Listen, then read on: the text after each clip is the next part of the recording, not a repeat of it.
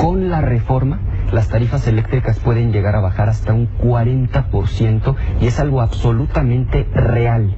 Eso que muchos políticos de manera demagógica prometen, sí se puede lograr si hacemos esta reforma energética. Yo sí quiero desenmascarar al PRI, porque es una vergüenza lo que han hecho en la implementación de las reformas, y pongo como ejemplo reforma energética. Y ahora sube la electricidad, la crónica, CFE aumenta las tarifas, reforma, sube energía eléctrica 25% en agosto, agosto mismo el Universal, la crónica, septiembre vuelve a subir la luz. Hace unos años, Ricardo Anaya decía que la reforma energética era una gran idea. 3 años después, cuando le conviene, cambia de parecer. En tan solo unos meses logramos las reformas que habían sido postergadas por décadas. Telecomunicaciones, educativa, financiera, política electoral y, por supuesto, la reforma energética. Yo no tengo duda, y ustedes tampoco deben tenerla. Vienen tiempos mejores para nuestro país. Y la historia solo confirmará que hicimos lo correcto cuando la reforma energética se traduzca de manera concreta en inversión productiva, crecimiento económico, generación de empleos, soberanía energética y disminución en el precio de los combustibles, empezando por el precio de la luz. Vuelve a subir la luz, anuncia Hacienda y CFE alzas en luz y gasolina, Excelsior, nueva alza a la gasolina, reforma dan sabadazo, suben luz, aumentan tarifas de luz. Convencido de que ha sido un periodo histórico para el país, Pascal, en los últimos meses, México vivió su transformación institucional más profunda desde que hace 100 años, en 1917, nació nuestra Constitución. Fueron tantas las reformas que no hemos terminado de dimensionar la magnitud de los cambios. Reforma laboral, educativa, de transparencia, de telecomunicaciones, política electoral, energética, convencido de que vamos por la ruta correcta. El país no va por el camino correcto. México tiene que cambiar. Yo estoy absolutamente convencido, Pascal, de que las reformas del último año han establecido a México en la ruta correcta, porque son reformas de implicación práctica, concreta, específica en beneficio de los ciudadanos.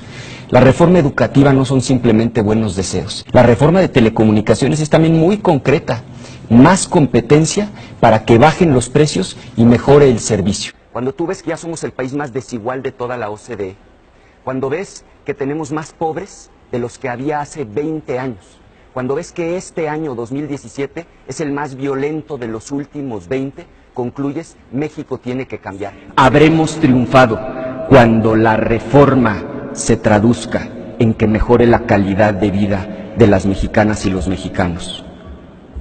Señor presidente, señoras y señores, en estas extraordinarias fechas de convivencia con la familia, podremos mirar a nuestros hijos a los ojos con plenitud interior, con la plenitud que da el deber cumplido. Muchas felicidades y que viva México. ¿Qué piensa de José Antonio Meade?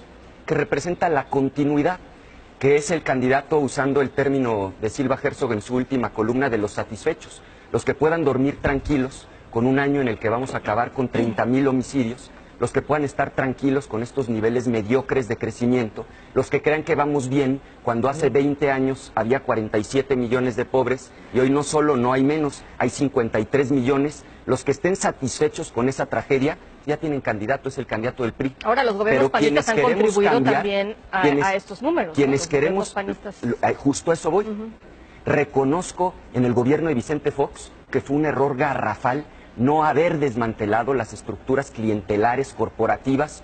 Se robaron 1,000 millones de pesos del sindicato de Pemex. ¿Qué le hicieron al líder sindical Romero de Champs? Y también lo dije del gobierno de Felipe Calderón. Se pactó con una lideresa sindical corrupta como fue Elba Ester Gordillo. Se le entregó a su yerno el control de la educación preescolar, primaria, secundaria, el futuro de 25 millones de niños. Regresó el PRI y México no va por el camino correcto. La economía va mal, la violencia aumenta, la corrupción está peor que nunca. El PRI se tiene que ir. Y la opción tampoco es López Obrador. De él no hay nada nuevo que decir. Sus locuras han sido, son y seguirán siendo un peligro para nuestro país.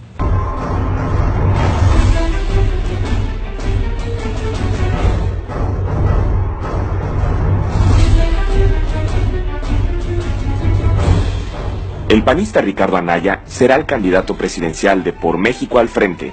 En el sprint final dejó atrás a su más poderoso rival, Miguel Ángel Mancera. Con 38 de edad, el queretano será históricamente el más joven de los aspirantes a Los Pinos, en un hecho solo comparable a las candidaturas de Carlos Salinas de Gortari y a la de Lázaro Cárdenas, quienes fueron postulados a los 39 años.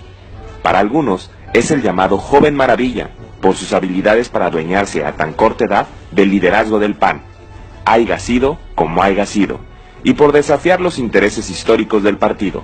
Lo instalan como un político astuto, natural, con instinto. Para otros, empero, Ricardo Anaya es el plan B de un gobierno que de la mano del sistema solo tiene una meta para el 2018, que Andrés Manuel López Obrador no se siente en la silla del águila. Para nadie es un secreto que en la complicada recta final que presagiaba el quiebre del frente político integrado por el PAN, el PRD y el Movimiento Ciudadano, Anaya contó con el empujón definitivo desde Los Pinos. Al final del día, alguien convenció al presidente Enrique Peña Nieto de habilitar al joven Maravilla como la mejor alternativa política al proyecto MID, y se operó lo necesario para hacer a un lado a Mancera. Pero para concretar una operación política de estos alcances, no basta pactar con un candidato a quien, dicho sea de paso, le corren la fama pública de darle la espalda a aquellos que lo encumbraron en el poder. Para decidirse por Anaya, quien lo apadrinó debe tener mecanismos de control que conviertan al panista en un instrumento sencillo de controlar o fácil de descarrilar. Son hechos o circunstancias patrimoniales o de vida personal que se convierten de facto en detonadores para encarrilar o descarrilar una candidatura, si se sale de control. Cuando en el 2000 Ernesto Zedillo operó su sucesión y ante el temor de que sus adversarios políticos lo persiguieran al dejar la presidencia, el entonces inquilino de Los Pinos pactó la alternancia con el panismo y con Vicente Fox. Y en el 2006, con la traición de Roberto Madrazo a cuestas, el Bester Gordillo y los gobernadores del Tucumán articularon desde su PRI la victoria de Felipe Calderón, a condición de que en el 2012 le devolvieran al PRI las llaves de Los Pinos. 6 años más tarde, en 2018, los escenarios no son distintos. MID es el proyecto político de la continuidad tecnócrata y ortodoxa. Pero frente a la eventualidad de un desacierto del candidato priista, político o de salud, el plan B es obligado, y el sistema ya votó porque esa alternativa sea Ricardo Anaya. La tecnocracia priista abanderada por Carlos Salinas de Gortari lo entendió muy tarde cuando en 1994 la llamada nomenclatura del viejo PRI asesinó al candidato Luis Donaldo Colosio.